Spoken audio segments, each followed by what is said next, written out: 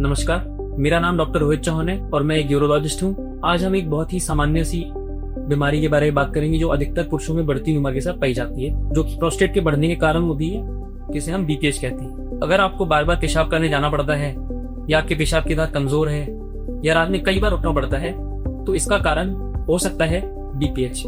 तो आज हम इसी के लेटेस्ट ट्रीटमेंट के बारे में बात करेंगे जो कि है यूरोलिफ्ट। तो सबसे पहले हम समझते हैं कि बीपीएच होता क्या है। तो प्रोस्टेट एक छोटी ग्रंथि है जो कि ब्लैडर के नीचे होती है। उम्र बढ़ने के साथ साथ ये बड़ा होता चला जाता है और हमारे यूरेथ्रा यानी मूत्र के नली पर दबाव डालता है। इससे पेशाब होने में तकलीफ होती है, धार धीमी हो जाती है और ब्लैडर अधूरा खाली होने की भावना रहती है हमेशा। तो यूरोलिफ्ट एक ऐसी तकनीक है जिसमें ना तो कोई कटाई होती है ना ही प्रोस्टेट को जलाया जाता है। इसमें छोटे छोटे इम्प्लांट्स डाले जाते हैं जो कि प्रोस्टेट को दबाते हैं और हमारे पेशाब के रास्ते को खोल देते हैं। आइए अब हम समझते हैं कि ये प्रोसीजर को किया कैसे जाता है। तो आमतौर पर यह प्रक्रिया लोकल या फिर हल्की जनरल एनेस्थीसिया में की जाती है। डॉक्टर एक विशेष उपकरण को मूत्र नली के रास्ते में प्रोस्टेट तक ले जाते हैं और इस उपकरण से दोनों तरफ छोटे छोटे इम्प्लांट्स को लगाया जाता है जो बड़े हुए प्रोस्टेट को खींचकर पेशाब के रास्ते को खोल देते हैं। ये ठीक उसी प्रकार समझिए आप जैसे कि पर्दे को खोलकर साइड में किया जाता है। तो इस पूरी प्रक्रिया को लगभग 20 से 30 मिनट लगते हैं और मरीज को उसी दिन घर भेजा जाता है। ज्यादातर केसेस में कैथेटर डालने की जरूरत नहीं पड़ती है।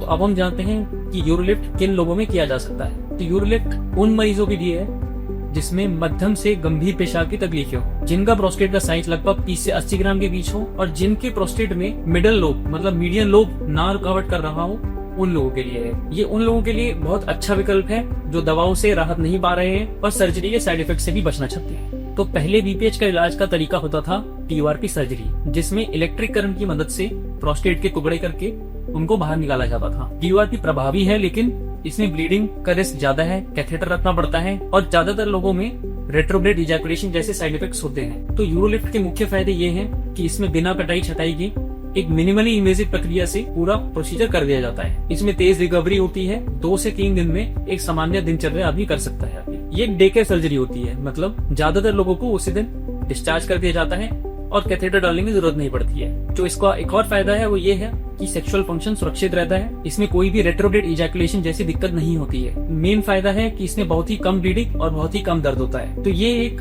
बीच का रास्ता है जिसमें ना दवाई जितना कमजोर असर है ना ही पारंपरिक सर्जरी जितना बड़ा ऑपरेशन है। तो अगर आप भी प्रोस्टेट के बढ़ने से परेशान हैं और एक तेज, सुरक्षित और आधुनिक सोल्यूशन चाहते हैं तो यूरोलिफ्ट आपके लिए एकदम सही विकल्प हो सकता है। आप अपने यूरोलॉजिस्ट से सलाह लें और उनसे जानें कि यह प्रक्रिया आपके लिए उपयुक्त है कि नहीं।